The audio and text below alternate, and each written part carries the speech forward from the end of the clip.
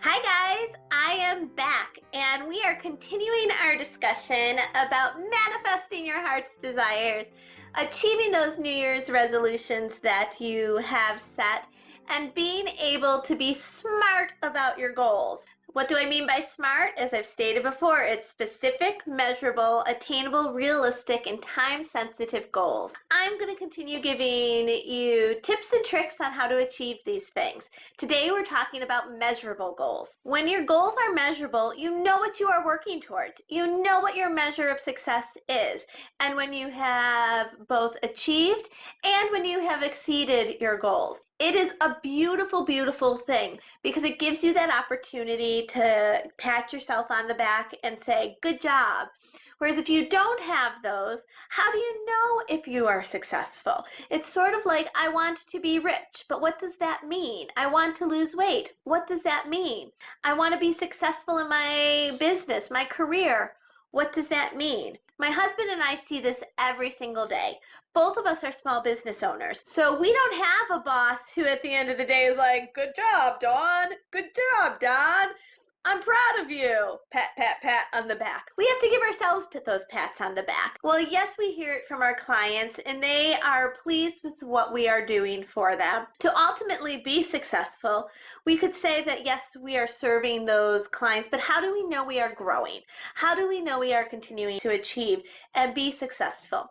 It's by our goals. I'm a little better at doing this than my husband is, and because of that, I find myself, and he would attest, that I feel successful in my business. I am excited about what I'm doing.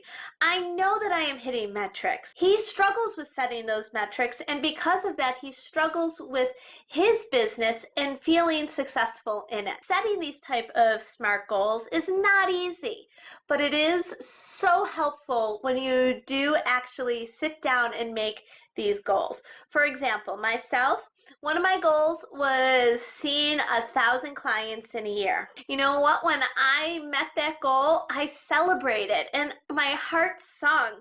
Of course, I also did a little bit of, oh God, now what? Because obviously, whenever you hit a goal, you want to keep moving forward and don't just be like, that's great and I've succeeded.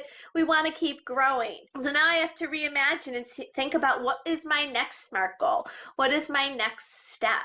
And it's going to be measurable because without it being measurable, I'm not going to know where I'm going. Being measurable is also helpful because it can help you scale back. And as I've mentioned before, you do want to have those short-term, intermediate, and long-term goals. By having that long-term goal, you can break it down to what does that look on a monthly basis? What does that look on a semi-annual basis? What do I need to be doing to get to that next step? And all of your actions and tactics can be very directed. Is this going to be taking me closer to that goal, or is it going to be taking me further away? For example, if you're looking at losing weight and you know you want to lose 100 pounds in a year, you break that down and figure, you know what, I'm going to lose a little bit less than 10 pounds a month. That is suddenly attainable. You can be watching that scale. And you know what? If you're seeing that you're at 8 pounds in the month, you might be more willing to forego that piece of pie or that ice cream sundae while you're out with friends because you know the impact that is going to have. It helps you direct your steps. So having that measurable goal is so, so very important. That being said, it is also important to not get so focused on the metrics that they lead your every single day life. When you are so focused on the metrics, you forget that the world, the universe is magical. They give these opportunities and they present them to you out of the blue. And they're things that sometimes you can't even conceive of when you are planning and when you are creating these goals. The universe is magical in that way. If you're so focused on your goals, you sometimes will miss those opportunities and miss the ability to seize them because it's like, well, that's taking me down another path. Even though your goals might be measurable, when those opportunities come, do not dismiss them. Seize them and see them for the beauty that they are. It's hard when you're so focused on the metrics, however, to be able to continue changing direction.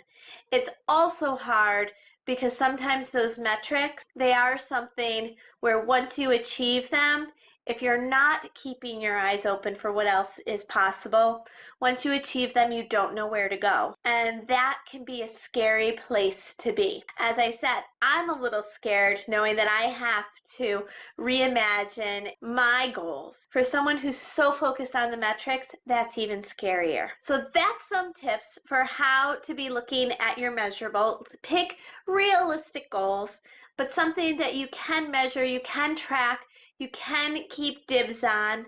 Have a couple different metrics, because sometimes one metric isn't enough. For example, if we're losing weight, have not only the numbers on the scale, think about the waistline. Track it in different ways so that if you do hit that plateau, because sometimes when we're tracking metrics, we hit plateaus.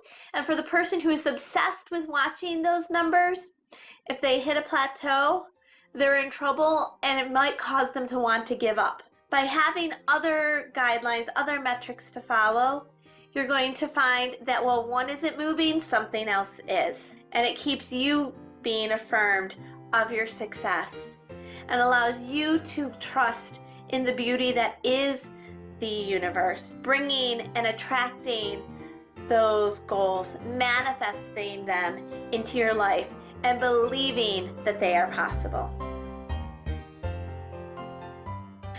Are you measuring your goals? If so, how? Share with me.